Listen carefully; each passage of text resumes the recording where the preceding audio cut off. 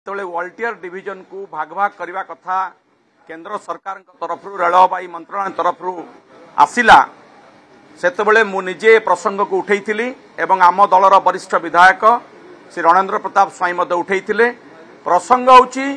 ଯେ ୱାଲଟିୟର ଡିଭିଜନ ଓଡ଼ିଶାର ଇଷ୍ଟକୋଷ୍ଟ ଜୋନ୍ରେ ଥିଲା। ଇଷ୍ଟକୋଷ୍ଟ ଜୋନ୍ରେ ସମ୍ବଲପୁର ଥିଲା, ୱାଲଟିୟର ଥିଲା। ତେଣୁ ଏଇ ଜୋନ୍ ଗୁଡ଼ିକୁ ନେଇ ତିନୋଟି ଜୋନ୍କୁ ନେଇକି ଯେତେବେଳେ ଆମ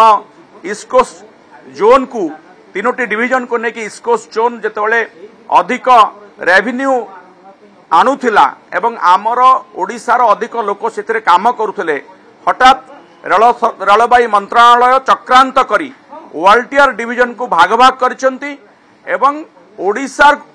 स्वार्थ को हानि करछंती। ओडिशार प्राय 10,000 कोटी टंका रेवेन्यू लॉस हम बोली आम से सतर्क कराइथिलु किंतु माननीय रेल मंत्री सेतेबेले अत्यंत चतुरतार सहित आमको बुझेबा को चेष्टा कले जे आमे रायगड़ा डिविजन तैयारी करूचु एवं ओडिशार इंचे मध्य रेल लाइन वाल्टियर डिविजन को जीव नाही किंतु जेतेबेले वाल्टियर डिविजन रो बर्तमान नुआ करके ताको विशाखापट्टनम डिविजन करागला सेतिरे ओडिशार स्वार्थ बा ओडिशार जो रेवेन्यू अर्न होतला ताको केमिति कमा जाउची ता आपण माने देखंतु।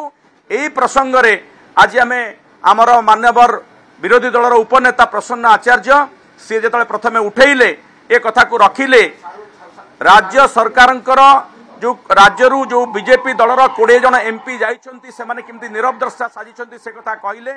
एवं राज्यर स्वार्थ हानि प्रसंग रे गोटे सर्वदलीय सर्वसम्मत प्रस्ताव आसु बोली कि विधानसभा दाबी कले ताकू विरोधी दल बा शासक दल ताकू ग्रहण कला नाही बा शासक दल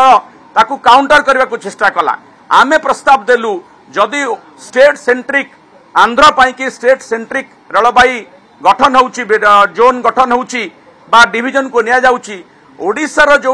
डिविजन गुडिक ओडिशार जो जिला गुडिक अन्य डिविजन रे अछि जेमति कि बालेश्वर रहिछि खड़गपुर डिविजन रे हमर झारसुगुड़ा केन्दुझर मयूरभंज एवं सुंदरगढ़ ए जिला सब रहिछि चक्रधरपुर डिविजन रे ए गुडिक काहे कि अणा जाउ नाही ए प्रसंग को केंद्र सरकार कहीं समर्थन करूना तेणु केन्द्रर ए अविचार विरुद्ध रे आम विजु जनता दलर विधायक माने वेल को गलु प्रतिवाद कलु मान्यवर बाचस्पति आमको आलोचना करने सुजोग दौन परवर्ती समय देले किंतु ए कथार गोटे सहमति आसवाई सहमति आने इटी राजनीति न करके ओडिशार स्वार्थ को जगिवाई ओडिशार स्वार्थ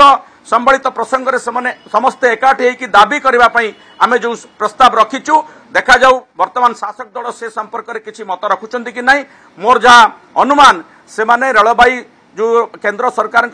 निकट रे आत्मसमर्पण कर देइचंती बा रेलबाई रे ओडिशार जो स्वार्थ प्रसंग को से आखि बुझी दे।